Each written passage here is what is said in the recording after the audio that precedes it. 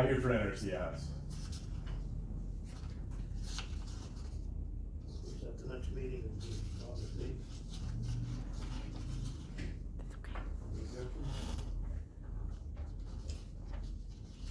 August 8th.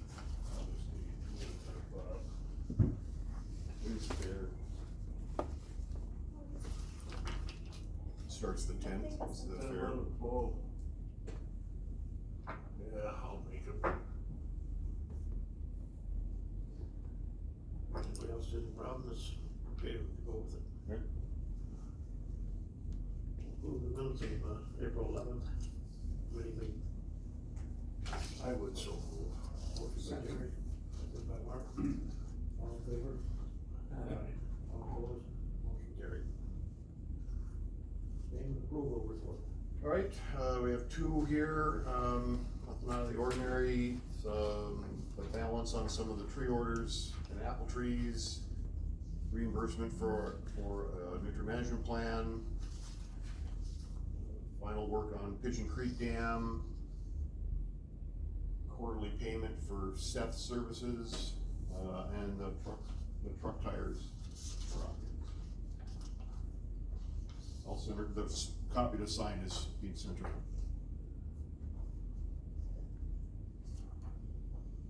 All the trees are good shape this year? Yeah, they looked really good this year.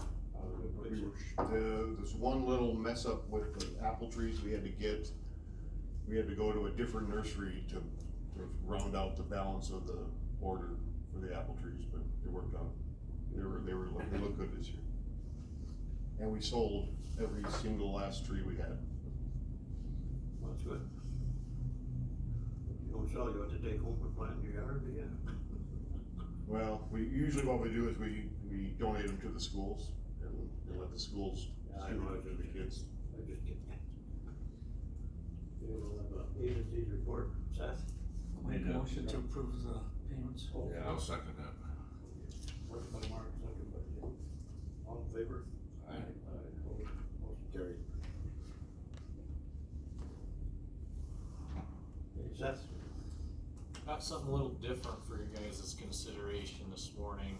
I'd like to get a permanent deer fence built or kind of slope to protect his cranberries. And you should have gotten a fence proposal worksheet in your packet. Hopefully you had a chance to look at that. So this is the one over by Hawkins. North of Hawkins on Highway M. Yeah. The only cranberry grower in the county. Deer have been picking on them pretty badly the last few years, and these fences are the silver bullet for them, as opposed to him getting the $10,000 maximum claim that he can get through the damage program. You know, it's something, but when you're taking $40,000 worth of damage every year, you know, and it's only covering 25% of it, so as opposed to the state paying him that amount of money every single year, in addition to him losing an extra $30,000 on top of it, I think that this would be a pretty good investment. Something I wanted to bring to the committee for discussion and, either an up or down vote on it.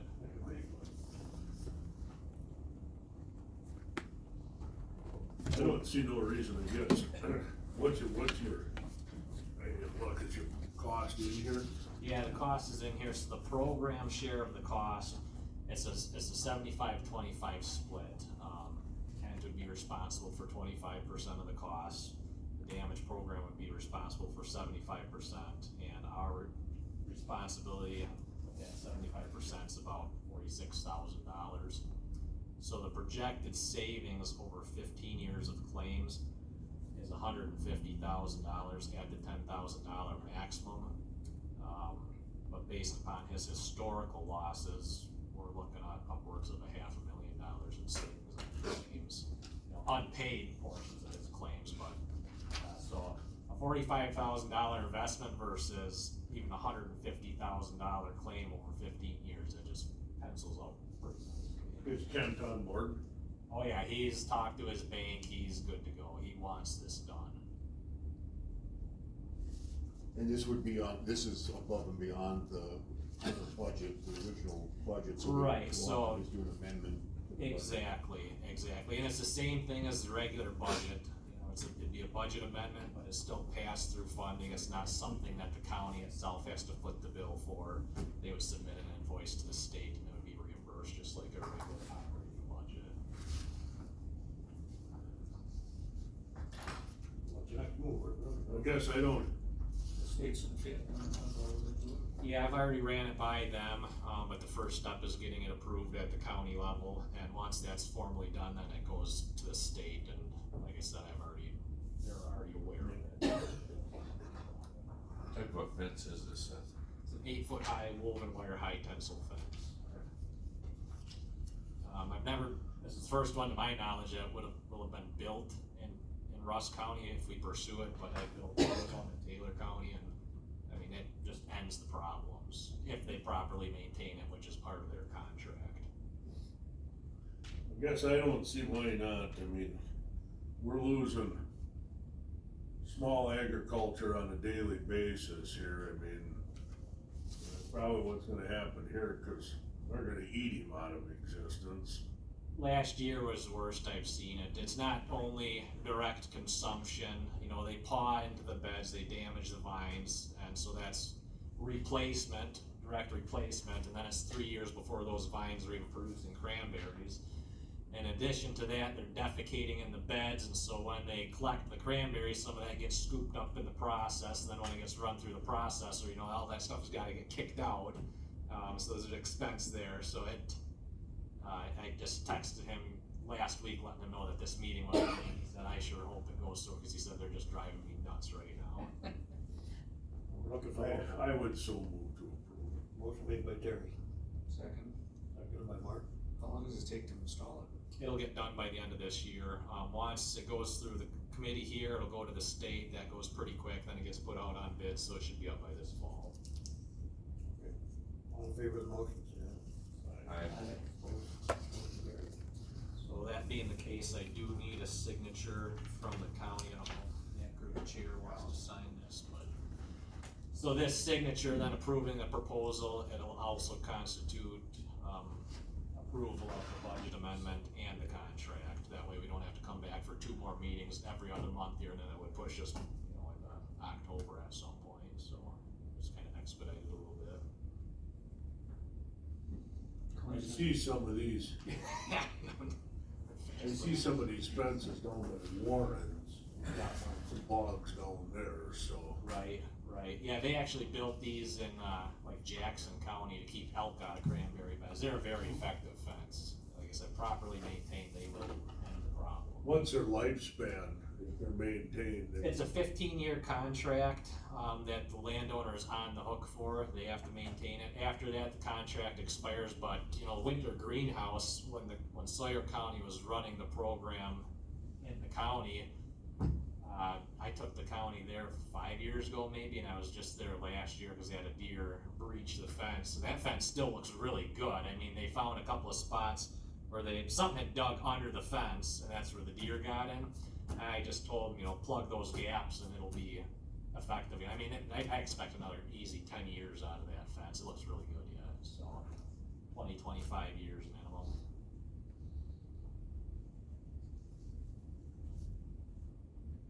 Anything else, Seth? That's all I got for you guys, unless you have any questions for me. I got a question. Sure. How many berries been transplanted so far?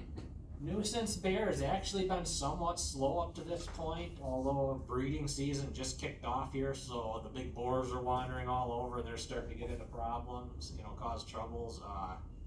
And we hauled a couple out of Holcomb, couple out of Winter. I don't know that there's been anything real local here that we've had to set traps on yet, but usually this is our big month for nuisance bear trapping. You know, people ask about that, and I don't really remember how many you got. I couldn't tell you off the top of my head. I know we moved one over by Community Park Road here just a little while ago too. Yeah, several is all I know. It hasn't been a bunch, but it's picking up. I've been seeing more this last Yeah. month. I think I've seen a long time crossing the road in front of me. One of our, All different sizes, 150 pounds to 450, 500 pounds, guesstimate. one of our guys, I can't remember where it was at, he caught a sow that was in estrus here, I think just last week, and he said that there was a great big boar standing outside the trap. He just wouldn't leave her alone, so, yeah, a lot of bear activity right now. How's the beaver trapping? That slowed down a little bit just because we haven't had any rain for the last month.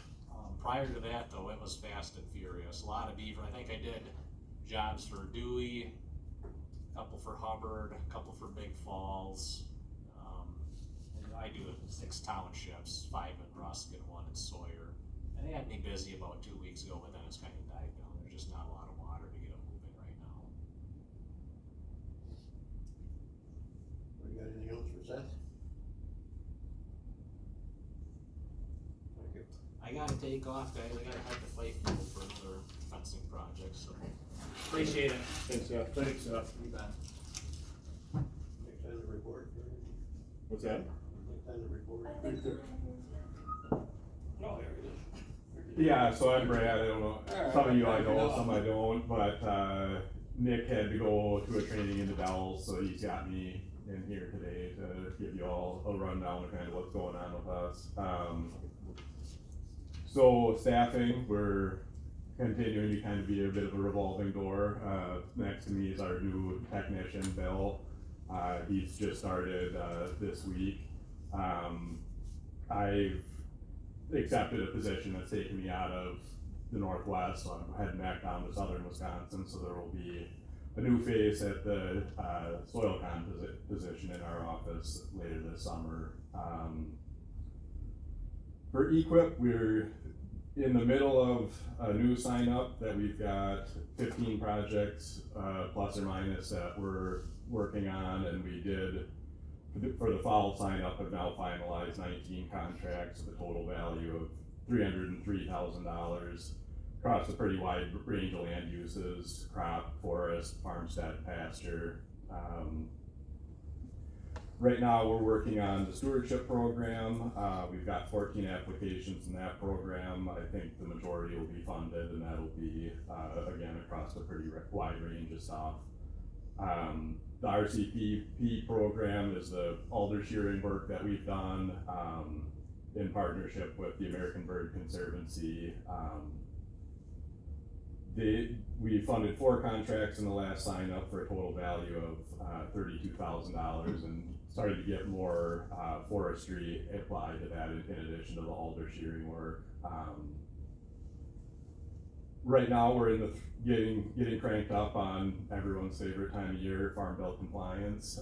So we're out getting out on the randomly selected tracks, looking at highly erodible land and wetland as to make sure everybody's staying in bounds on all of that.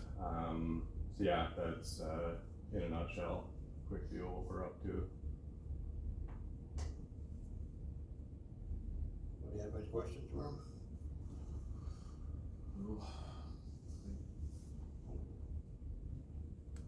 Thank you. Yep, yep. Guess you've got a good report, I guess. Covered all the bases. Thank you. Yep. I'll say, Mike, you're up. Well, I'll repeat what I said the last meeting. I was informed that I am not here representing FSA in any capacity whatsoever.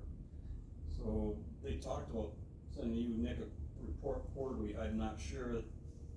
I have not seen one in quite some time. Okay, well, I can only repeat what I've been told, so I've been told I'm here as a member of this board, and that's it, I guess. I mean, obviously the job description has changed since last year, so. I can't really add anything to that, because. In other words, I'm hearing you correctly, they're not giving you anything to give to us. Right, I'm Okay. told not to. Okay. Cause at first they kinda gave you a few things you could tell us, kinda, right? Yeah, and, I'm not sure if the state was kind of figuring out the rules as they went, or if the county was kind of seeing how much latitude the state gave them. I'm not quite clear on that. And they had been sending a report, before the meetings. Last year, they started sending a report. You were getting it. Right, and I would just hand it over and Right. report it, but, And I was getting it, and I haven't seen one in months. and I'm still not clear if this is a new state statute or law that the state office has just come up with in the last year, or if this is, I'm under the understanding, this has always been there, they never really followed it. Right. So I guess now they're following the fine print, I guess, for better, lack of better, explanation, so. I don't see any point to it, really. So are they saying it's a law that's in writing, or is this That's an it. internal policy that they're just, Supposedly, at the state level, yeah, it's a law of some sort. I don't know if law is the right term, but just, maybe we need to, you get a chance, maybe reach out to them and get some clarification. I Are think they gonna give us a report or not, or? What did they used to do as far as the reporting goes? well, when I first started out, I used to bring my own notes. And eventually they would give me a bullet point sheet to bring along, so I'd, relay that to the committee here, and then I would hand the copy over to, next office to actually enter into their logs they wanted to. Well, in the meantime, as time progressed, it was like they were kind of being told by the state what to do, and they just kind of waded into it slow. And I don't know what else to tell you guys, I think maybe we should reach out and touch them, see if we can. I will do that. Guys, right here, we can talk to them. Yeah. Right here, we can ask them questions, we can talk to them. It almost sounds like somebody's taking it upon himself to, that's the, maybe I'm wrong, but, well, it is a directive from the state office, all I can tell you. right, but I'm just wondering if it's really a law or somebody just, somewhere along the line says, we don't want this happening anymore. But you don't have any objections to doing it, right? Well, no, but I mean, I've been told that's not my, Not if you're not gonna get in trouble, right, Mike? yeah, I get, it's easy enough to get in trouble without looking for it, so. I think if we reach out for clarification, I will do that, yeah. I guess enough said about that, I guess, nothing else you can say.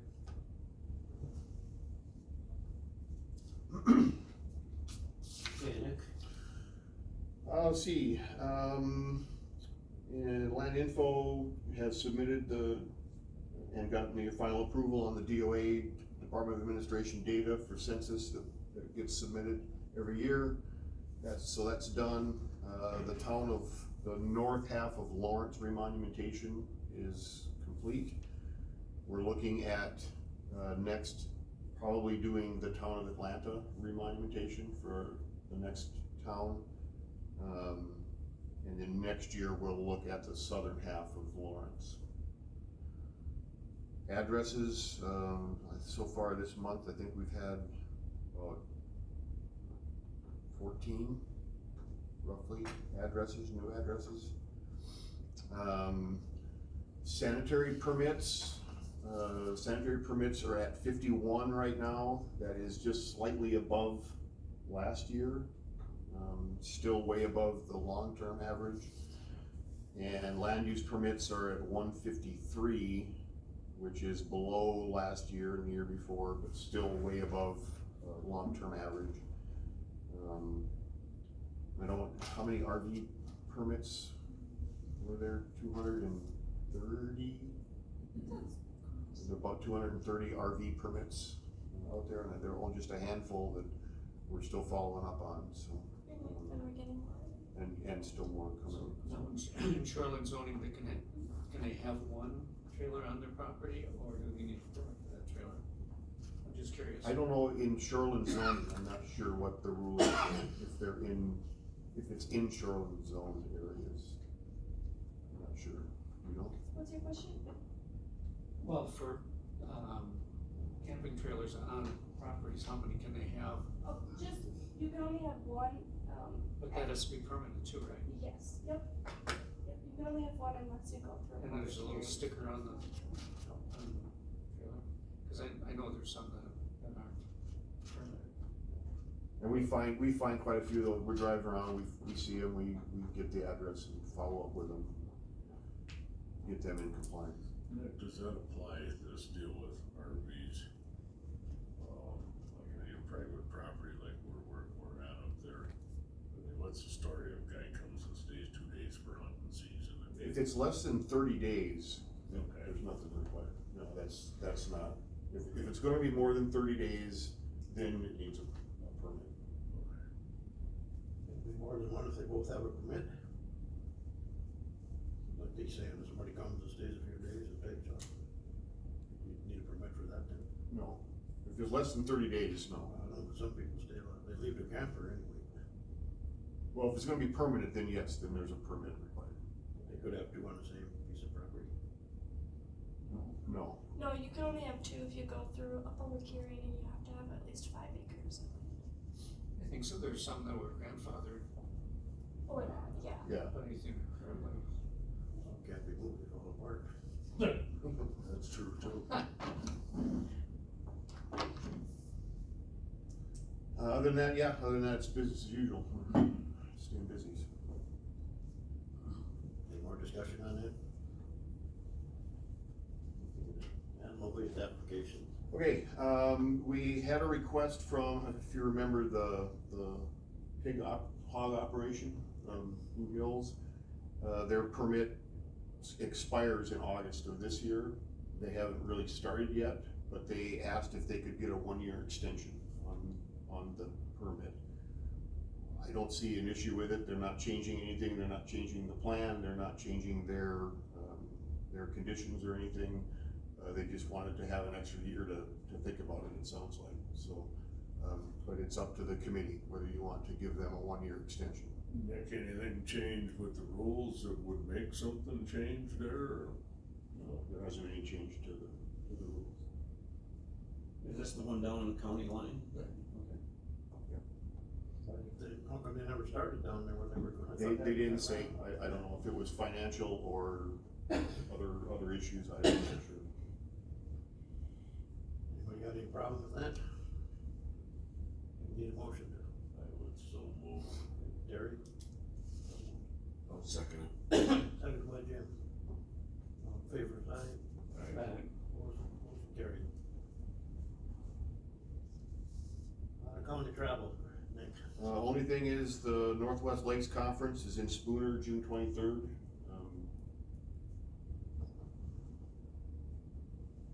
I suppose you'd like to go, is that what you're?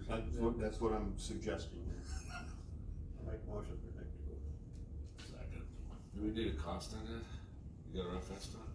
I think the registration would be the only thing, and then it's just a 1 day, so. Oh, it's just during the day? It was like $45, I think, was the registration. Overnight, no, It's not, it's not overnight. Oh, okay. 1 day. You made the motion?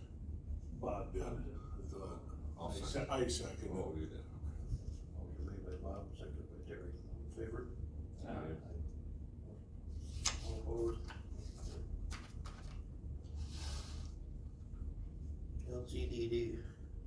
Motion. Okay, we had the thought, got to talking, it would be nice to have some promotional things to hand out, like at the fair booth, at Spring Expo, at other events. So Rachel did some work, did the legwork, and put together, was this in the packet too, or? No. Okay, that's fine. Had put together some ideas on some things that we could have at the booths or to give to folks that we're working with. So what she put together was basically pens that would have, and we can pass that around if you want, but pens that would have something like that on there. I think we talked about actually getting rid of the logo and just having the words on there. What, who'd you go through? It's a 4 imprint. Yeah, magazine that we got. Yeah, 4 imprint. Look at that. Them are, I think they're 69 cents a piece. Okay. Them come from an outfit called National Pen, shipped right to you. How much were those a I piece? think they're like 69 cents with the printing on them. The ones that Rachel found with the printing was 39 cents a piece. Okay. And then she also had some sticky pads at 56 cents a piece, and some small quantity of insulated bags at $3.75 a piece. total would be including setup would be $750. That would be, it would come out of the sworn cap budget. I mean, you guys still do promotional stuff like this at booths? Some. It seems like what I've found at shows is it turns into what can I get for free event? Right. Yeah. And if you don't have the right stuff up there, let's keep going on by. I got to the point where I started putting out candy. And that went as big as anything. They'd come fill their pockets with candy. But, and I'm thinking, you know, something like the sticky pads or the insulated bags, those would be for folks that are serious, that you're working with, or that, you want to make that lasting impression with. The pens at 39 cents a piece, you know, you can have those at a booth. If this style pen resembles what I've dealt with for a while, are they the real, the narrow plastic ones? I think it would look like this one. This is from USDA. Okay, but they're all plastic, but unless you make them attractive, you're gonna have them for a long time. Yep. I've got boxes in my house that I take and set out on tables. They won't take them. No. You gotta upgrade it just a little, because what I found is people as they don't like the thin pen in their hand, so they won't take it. One thing So about, get one that's, you can go cheap, you can go smooth, but you need a wider style, if you understand what I'm saying. one thing about these, they got the stylus on the end of them. Right. That makes, so we had a bunch of these for Farm Bureau at that spring show. And I think they got 200 of them. And I don't know if there's 50. I mean, yeah, they're a little more expensive, but they're a lot nicer. And Yeah, I had boxes and boxes of thin ones around, and then all of a sudden, as soon as they went, finally ordered some, there were those, then I put them out. The other ones, nobody touched. So I wonder, maybe we upgrade the pens and get rid of the sticky pads, just do pens and bags. And then upgrade the pens. Thanks, guys. Yeah, thank you. here's another one, there's two different styles, that come from Mule Light, that one did. Something like that one. One like that they'll carry around, and one will just put in the door. National pen. National Pen. They do other things too, Nick. Betsy got, at one time she got little jackknives for, God, I don't know, 99 cents a piece or something like that. And I thought, yeah, that's a hoax. Damn it, they hold an edge. They're pretty good little knife. And they got the rating and everything on them. They make the little pocket calendar type sticky calendars, you know, all that kind of stuff, but just look them up. Once you do a setup with them, you can get your thing on anything and there's no more setup for pretty good outfit. Well, with the internet nowadays, there's probably. Rachel, if you can't find them, let me know, I'll have Betsy, give you the information. Nick, did you guys ever think about some t-shirts that you could sell? No, I mean, we did shirts for ourselves, you know, internally, we did a couple of shirt orders. We haven't done anything like that. Certainly would be an option, you know, I don't know. Would they sell or not? I don't know. I don't know, I'm just, Then you gotta deal with size inventory too. Right. Yeah, I was thinking the same thing, you always got the wrong size. Unless you can find some place that does like a print to order, you know, you take an order and they print however many sizes you want, but. I know our lake association does that, but it's, you order online and they pick them up for you, so there's no, but they're using Chippewa Valley Sporting Goods, I think. Oh, yeah. And they set it up, you look at the stuff online, you pay online, come to a meeting.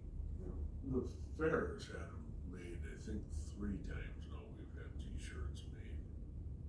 I don't know if they went through those, Is that for Farm Bureau? no, for fair. If you're going down that road, caps might work better because they're adjustable. I'm just not sure how far down this rabbit hole you guys wanna go, you know? Yeah, I don't either. I kinda wanted to start with something like this, something simple, something that's just gonna kinda get our name out there, keep our name out there, promote, you know, what it is we do. So that's kinda where this all started, is just really, the pens is what started all, just to have something at a booth, to give folks, to have a pen. Another dumb idea for a booth, you want your name out there with your phone number and contact and that on it, is a little square refrigerator magnets. Yeah. Do they have those, do you remember? Possibly. People like notepads, people like pens. Sticky notes. Whether they're sticky or not, they'll take them. Even the small, you know, don't get too small. I've been down the too small alley, you know, I'm just telling you, I've been to so many farm shows that they'll just walk by it, but if you get it like 4x6, somewhere in there, then they'll take one. Yeah. It's weird. Selective. I do about 3-4 a year, and I just watch folks, and the last one I did was the Eau Claire one. I didn't have anything to put up there than the pens and candy, and candy surpassed the pens. So, So you're saying the general population's got a sweet tooth? yeah. And then they're fussy with candy take. If you give them an assortment, they'll actually take through it and take through it more. I'm like, you don't have to take just one. I'm okay if you take a handful, there's more back here. But yeah, it's funny studying people. Well, what if we did this? I mean, what if we stayed with that same sort of budget? Said, okay, let's set aside $750 and we'll do promotional things with that and see how it goes. Is that? Yeah. Is that fair? Get whatever you need. Right. Can afford, I guess you would say. And we can cover that with the DAT cap. Swarm, so. I'd put that in the form of motion.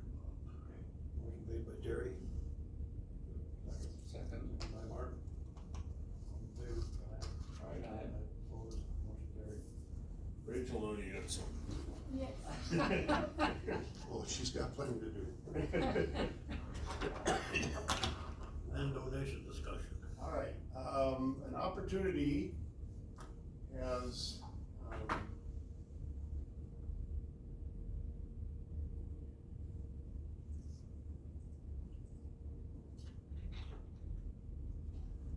has come up.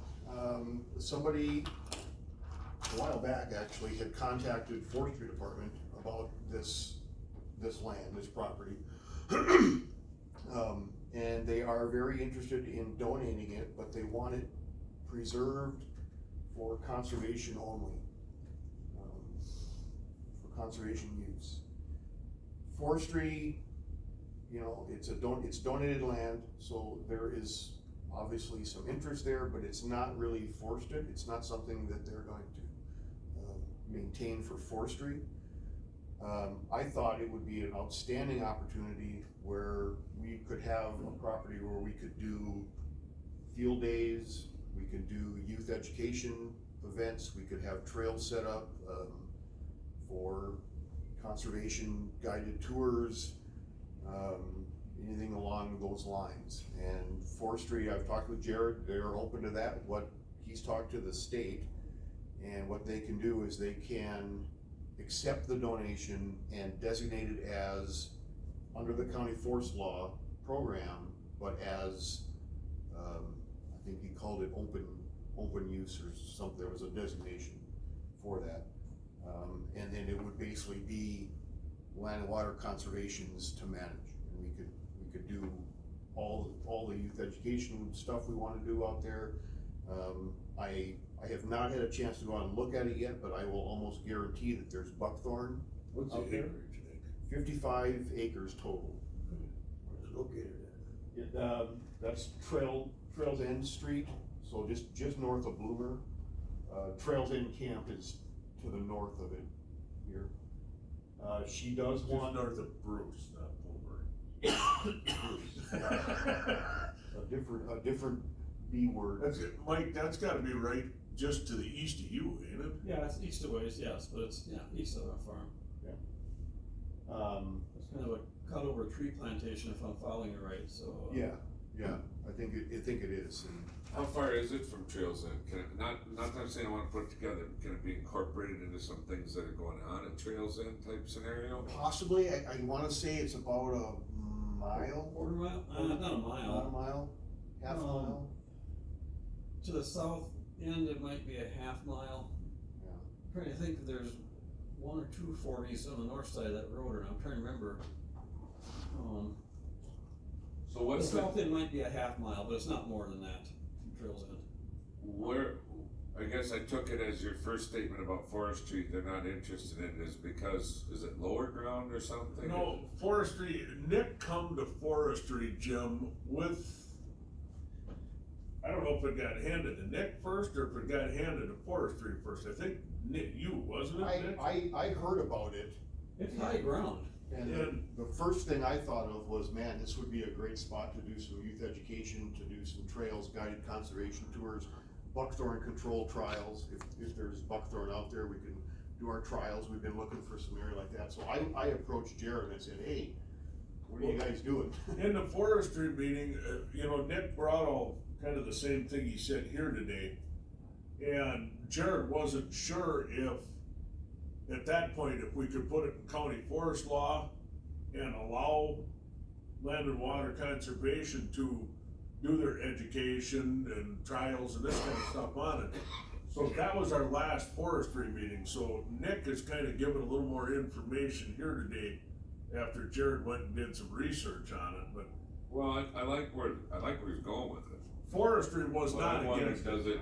is it going to be ever, is the topic ever going to come up where, hey, we need to go in and do some select cutting in here?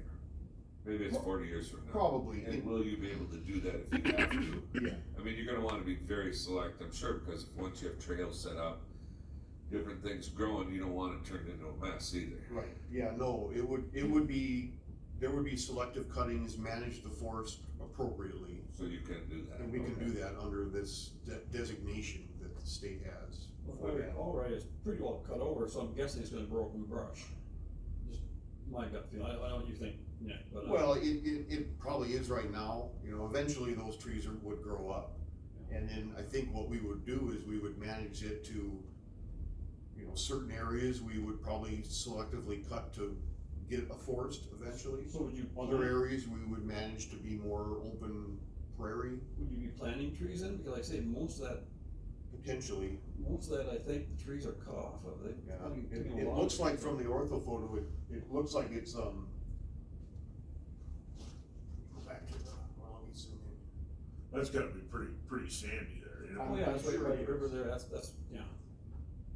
Oh, it was pine there before, wasn't there? I mean, Oh, yeah. this whole area here looks like it's cut over, it's coming back, it's probably, 4 to 6 foot pine right now. I'm thinking. There's a lot of trash in the ground, being cut. It looks like brush is coming up, and, I don't think there's, well, any decent tree is cut. Well, yeah, it's not gonna be a forest in a few years. No, that's, I would actually see parts of this being managed, I mean, we can show prescribed burns and that as a management technique. And I could see that in parts of this, is do a prescribed burn and let the prairie regenerate itself. can you do that in that kind of a cutover? Is that work to do a prescribed Yeah, burn? you can. Okay. I mean, if there's precautions, you have to set up fire breaks and have a good crew out there, but yeah, it's done quite a bit. You got homes right across the road there just to the west, and then to the north, right up against it, there's where Sorensen lives, so, yeah. There is it looks to me like, and I'm gonna go out here as soon as I can and check it out, but it looks to me like there's a wetland area right in here as well, so. Yeah, I've always been so long since I've been back there, but Most I of don't it's know, high. it's, as I recall, it's not marshland. Yeah, it gets low as you go down to the river. But all in all, I gotta believe that 90% of it's high ground. Yeah. Cause even as you get to approach the riverbank, a lot of places, there's a steep drop off right at the river. And there would even be the opportunity to do some demonstrations, you know, if there's any bank erosion on the river, we can do demonstration projects on the river. Yeah. There are different techniques for stabilization. Well, you need to do Devil's Creek for that. Yeah, I know, well, we're getting to that. Nick, is there, I think Jim, you kinda went down this road a little bit.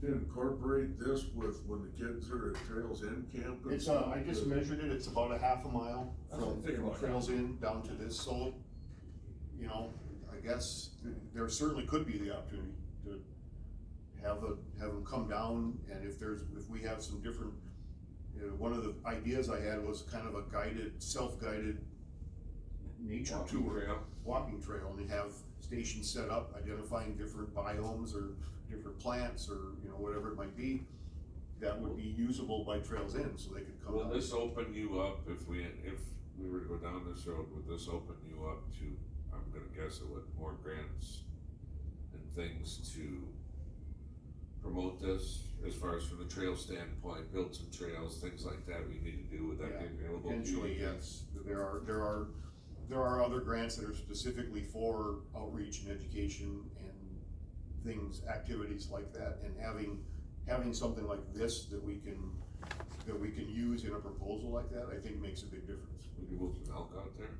Yeah, we bring all the elk and put them right in there. They'd starve the. We're gonna have to fence it. Adoption property. I waited until Seth was gone to say that. Which one?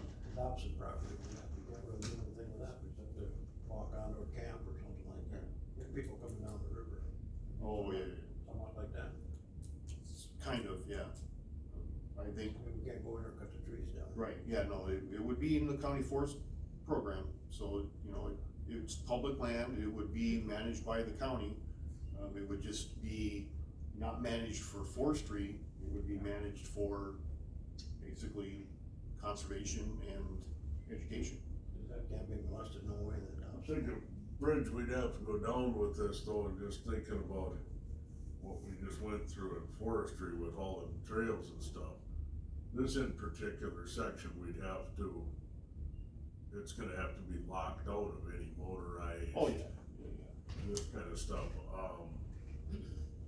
The other question I have on that is, you know, public land is public hunting.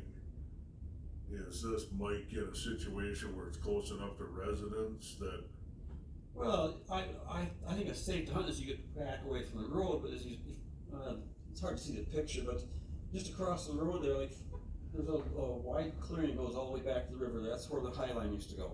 okay, And directly to the left, that'd be the west of it, there's a large substation. And then just south of that, there's like 3 homes, if I recall right. Looks like And this. after around the corner, the homes continue. And just the very north border of that property that we're discussing, there's another home right up against it. If the line is where I think it is, does it come out to the intersection there, Nick, or not? Can you Yeah. bring the picture down just a tad?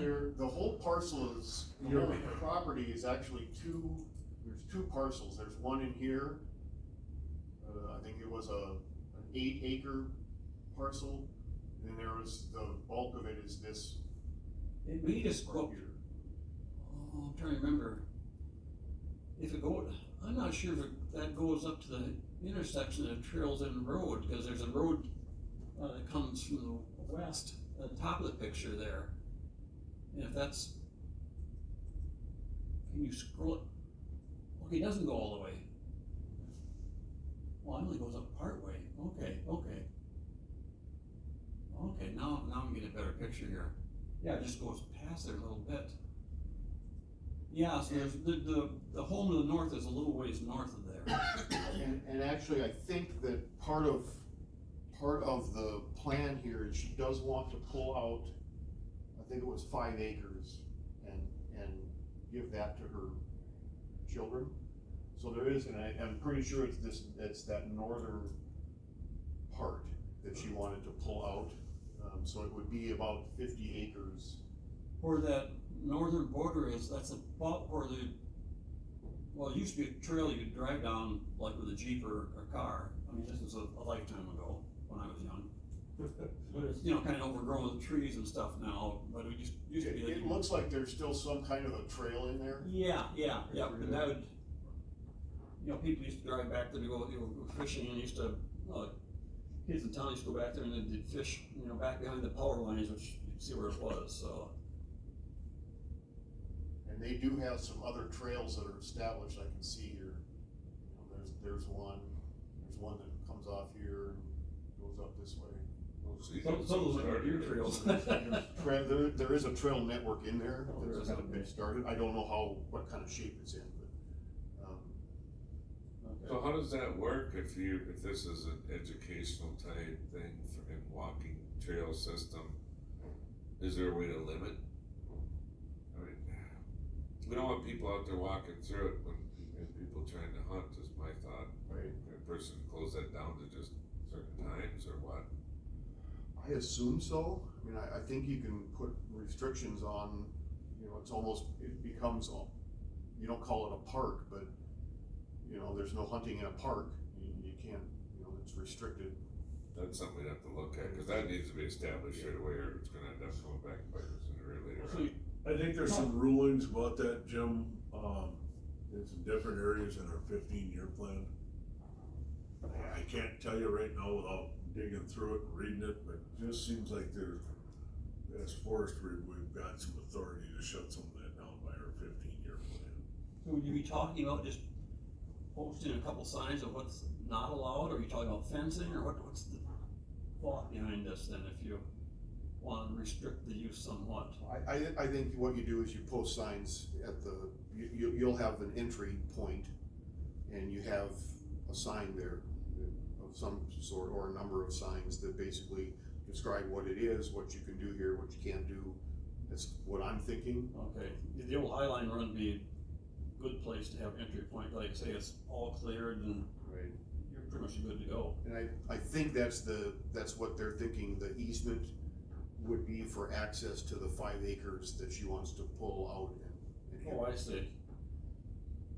What's in the back of your mind then, Nick, make a true entrance and a parking lot there somewhere? That was my thought eventually, was to have some kind of a entry point down in here. And, you know, if we can come up, get grants, a grant of some kind, we could build a parking lot and a lean-to with a couple of picnic tables. You know, sort of a staging point to get to the trail system. That's long-term, that's kind of what I'm thinking. There's kind of a nice area, okay, I'm going back, I haven't been back there for a long time. There was a kind of nice area, you get back right close to the riverbank there, where like I say it's leveled out, and then you got a steep bank, or if you're talking about something like that, it might be a good place for it. You have to actually walk it and see it. I It's been so still want long to get since out I've been and back there. walk the whole thing and look at it, but. Yeah. We do have Jared and I have a conference call tomorrow afternoon with the property owner. Jared talked to her, she's completely on board, she likes the idea. We're gonna meet with her tomorrow afternoon and just make sure that sort of our vision matches what wants to see out there. And kind of work through any other details to make sure that, all the uses are compatible, not just with what she wants to see out there and what we're thinking we can do, but then what county forest law will allow. I think they're all synced up, but we're gonna have that conference call, and just make sure, then if that all goes well, we'll sit down with Rich and he can help us work through the details of what that property transfer would look like and what forms. Not gonna Documents are be needed. access to her 5 acres whenever they need to go there, is there? What's that? You know, probably they're going to the 5 acres whenever they want to go. No, because they'll be able to pull out an easement or pull out the north 5 acres or, that'll be not part of this property then, so. But they'll still be able to get to theirs. Right, yeah. I think it's a great idea if we can figure out a way to make it so that the youth can come out and use it for a field trip day and stuff like that. Yeah, so I guess what I wanna do is bring it up and just let you know we're looking at it, unless you guys had a real strong, reason not to, we'd like to keep pursuing the. I think, Bob, be a wise idea, I think, to, put something on record that the committees. Make a motion just to move ahead with it. I think so, yeah, and I would make that. Jerry makes a motion to move ahead with the deposit. Second. Kevin? So is this motion to actually do it or to look into it? Just You're gonna have your calls. to further pursue, Mike. Okay, I'm just curious where we're going. I'll second that. Second by Jim, all in favor, say aye. Opposed, motion carried. We'll know more about it when you pursue it, though, see. Yeah, roll. Alright, motion to pursue land acquisition. Yep, and we'll find out tomorrow, make sure everybody's on the same page, we'll know more, it's gonna go to forestry committee as well. So we'll just keep moving it forward. I'm sure that'll be on our agenda. Yeah. Should be. All right, just some quick updates, the Shoreland program. So far this year, we've looked at, or I've gotten calls from 29 property owners. 20 of those are new folks that we haven't talked to before. 9 of those are follow-ups, people that called last year, and either we didn't have time to get to them or they didn't rank quite high enough. We are, with the projects we have this year, we're basically out of the money that was allocated again this year, so. Should we, can that program take donations? If someone wants to? Is it set up I that think way? so. I would have to check and just verify, but I don't know why it couldn't. I wonder if that's something we wanna, if there's someone out there who wants to give this type of program, you never know. How do we make that, how do we make them aware? I mean, if you're getting this much demand, which we kind of thought you would, I guess I'm not sure how to approach that. Yeah. You said this year's money's already spoken for? Yeah, covers that rip rap and all that kind of thing, or? We don't do rock riprap, that's the one thing we wanna stay away from. What we do look at are what's called log revetments, which are Yeah, well, I know, that's. simple log structures. Native vegetation, buffers, reestablishing buffers, rain gutters, rain gardens, infiltration trenches, things like that. It's interesting, last year, the log revetments were real popular, lots of folks, we have lots of those going in. This year, it's establishing native vegetation buffers. The majority of the projects we have are doing native buffers, native plantings, which is really nice to see, it's really exciting. If there's no room on the list now, it's pretty much full for this year. Yeah, we're full up. And we're still getting calls, I mean, I'm still going out, I've got, two tomorrow and, no, 1 tomorrow and 2 on Thursday, and 1 on Friday, I gotta go look at. So if you took on more, would you have time to manage them? Well, there's really not a lot of management, I mean, Okay. once we look at it and determine, what the landowner wants to do, and if it makes sense, all it is coming up with the contract and the plan, and then it's up to the landowner to install it, and then we just reimburse them based on their cost.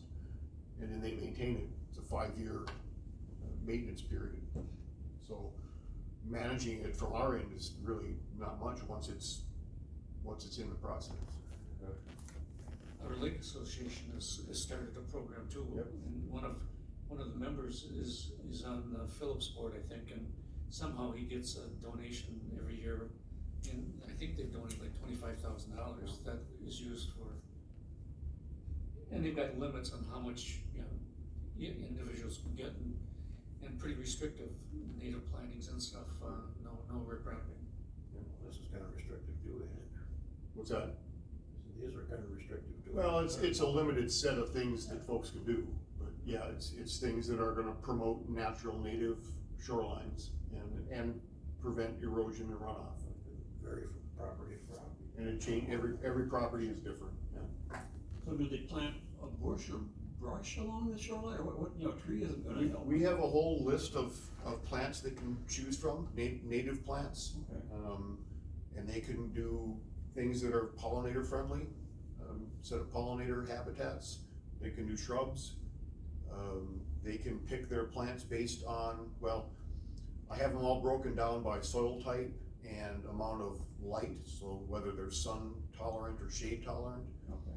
And then they're all broken down by what color the bloom is and what time of the year it blooms. So people can pick and choose, you know, if they want to have a real colorful spring garden, they It's can, a visual thing, then. they can go with something like that. If they want to have blooms throughout the entire season, then we pick a mix of native plants that allow that, so. And it's been really popular. I mean, folks really want to see those native plants. You know, I don't know if you realize, but you know, Kentucky bluegrass or yard grass, you know, you look at the root system, it's about that deep. You know, that's how big the root system is on the grass. The native plants that usually grow in those environments, the root system is this big around and is that long. You know, that's why they hold those shorelines in place. And that's why we want to promote those native plants, because they do a much better job of holding shore. So yeah, it's been super popular. People really like the program. And like I say, we're full up this year now, and basically we're starting to recruit for next year, so. Nick was at our June meeting of our Lake Association. He does an excellent presentation to the members. A lot of questions get asked. Yeah. Yep. In fact, I had one person approach me afterwards. They actually want to remove rock riprap and put in native vegetation. So that would be really exciting to see. So that's the well program is going well. As well. That wasn't redundant. So far this year, I think we have, I just checked, there were 17, but then I got an email from Virginia, there were 2 more that came in. So we've got 19 samples already.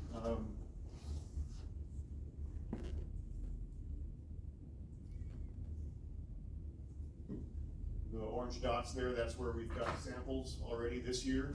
Those are nitrate samples from wells.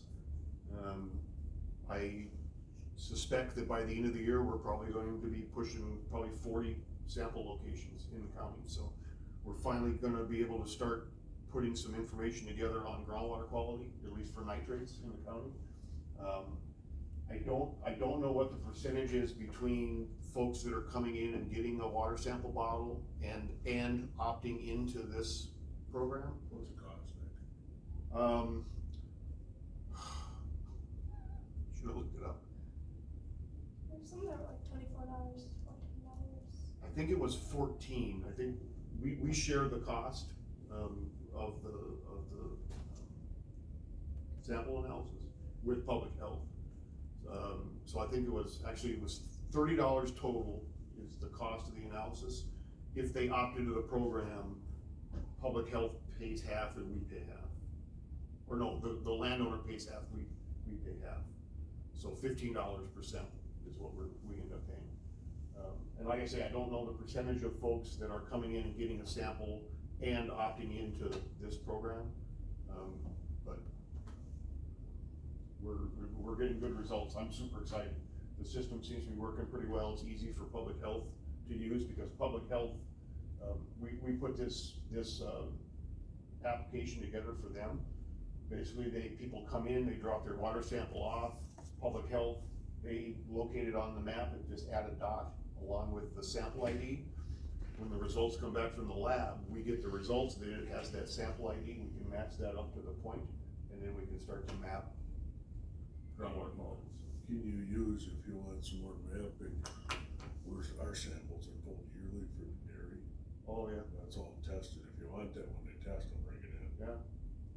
Yeah, I mean, I'll take water samples tests or groundwater tests from anywhere I can get them. Because there really hasn't been a good inventory in the county of groundwater quality.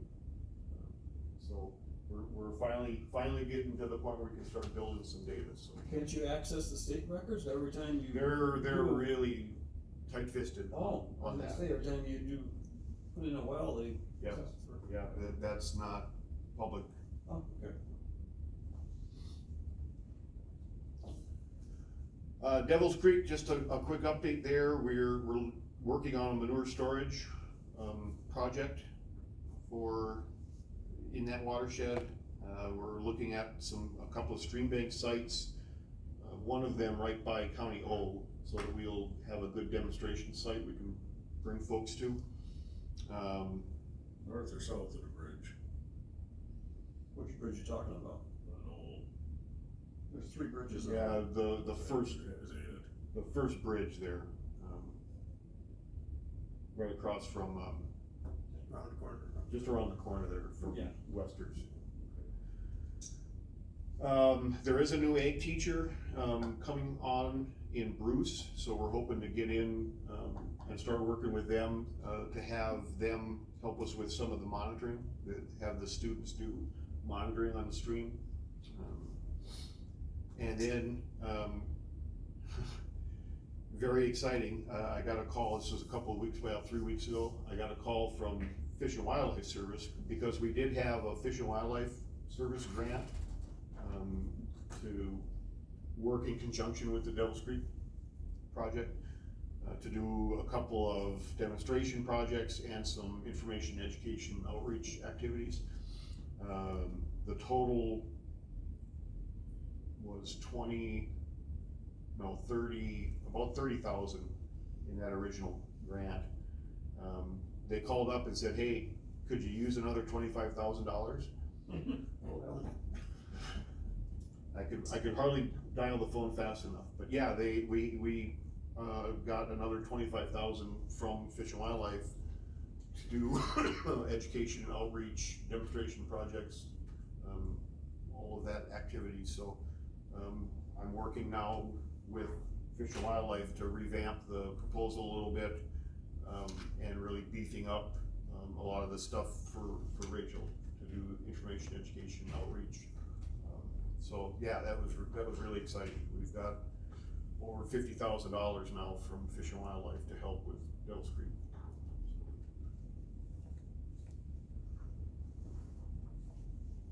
The last thing is the invasive species program. There is a new aquatic invasive species person that just started at DNR. I went down and met with her 2 weeks ago. She's trying to pick up where the last person left off, so she's been real active with the lake groups. And she's gonna be helping us with Garrulacella beetles for purple loosestrife. We're gonna release beetles in those, right along Highway 27, there's a couple of patches of, pretty thick patches of purple loosestrife, so we're working with them to release some beetles in there, to try and get them. What's that? Out by the county line now. Yeah. Yep, right at the county line and just into Chippewa County, so we're working together with Linda from Chippewa County to release beetles in there. What else do they eat? Nothing, it's one of the few success stories for introduced species, but literally they will only eat purple loosestrife. And if there's no purple loosestrife around, they will just disappear. There's about a lot of programs, it doesn't, a lot of them, you can't get rid of them. I think the Asian beetles are one of them. The world is full of those stories, and this is one that is the exception. It just seems like when they run out of that, they're gonna eat something, but maybe not. They don't, Until they die anyway. they just perish, yeah. And they're successful. I mean, you guys down the chain links have been doing it for a number of years now. We just got, in fact, it was free this year, we didn't have to pay anything to get the beetles. Like, are we gonna start spraying around here for them moths or something, airplanes? They did, I think 2 weeks ago they sprayed, there were two areas they were spraying for, they call it spongy moth now, it was gypsy moth and then the name changed, but spongy moth, but yeah, there were 2 areas that they sprayed this year. And caterpillars too. I don't know if they're the same thing or not. Propane torch. Is that a bigger, You see them in a tree. bigger moths? Are they bigger? I don't think so, I mean, they're, an inch, maybe, inch and a half, somewhere in there, Yeah. I think. About a week or two ago, we were just thinking that there was just 2 of them that just dropped in front of my garage and croaked. Really? They were just laying up there this You morning. remember what they look like? I mean, if we looked at a key, One had kinda yellowish orange wings. Good size, I mean, body was probably, oh boy, that's not a spongy moth. good sized body, wow, it was big. And the other one was more of a whitish gray, So they were two different moths. yeah, but similar in size. That's weird.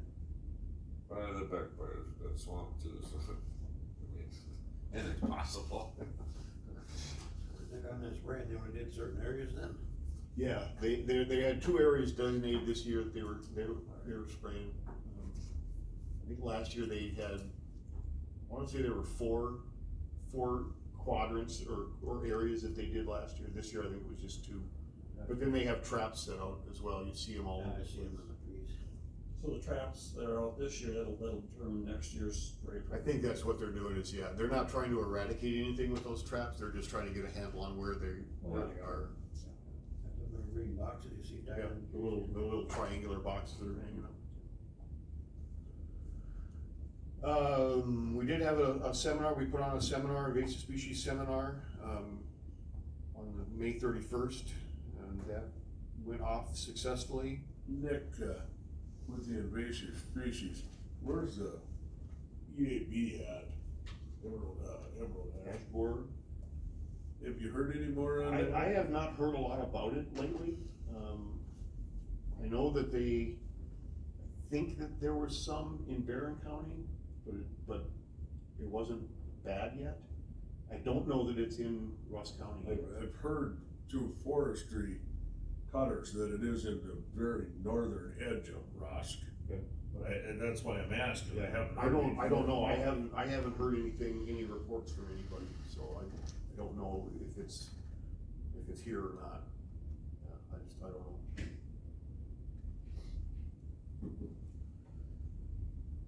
We did provide herbicide to a couple of individuals that came in that wanted to do some buckthorn control. So we do have that available if folks wanna do some buckthorn. We do have, element 4 it's called, it's Garlon equivalent to treat buckthorn. Anything else? What's that? Kill anything else? It's non-specific, so yeah, you have to be careful with it. And we're talking about setting up a booth once or twice a month at the farmer's market, to talk about invasive species with folks that come to the farmer's market. Kathy Hallberg, wanted to see if we'd be interested in doing that there at the farmer's market. And I think it's a great idea, I mean, I think it's a good way to get in front of folks and, provide some information for invasive species, anybody's interested, so. We're kinda still working out the details, but I'm thinking once a month at least, just have a booth. Have a meeting, I'll probably be there shortly.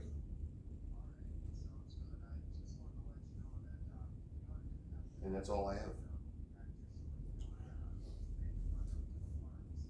Do you know why trefoil is on an invasive? Gotta do what you gotta do. It's not native, and it does a good job of taking over areas, but, Also getting good feed. you know, it has a lot of benefit. I think that's why there hasn't been any kind of eradication or control effort, because it has a lot of benefit. It is really good ground cover. It's got a nice root system, so it's good for erosion control. In fact, it used to be used for that, you know, the state. Well, that's what we floated on how many roadsides? Yeah, highway departments, Yeah. you bought trefoil seeds specifically for bank stabilization. Once you get it started, it's there for life. Right, it's drought tolerant, has a good root system, it's good feed.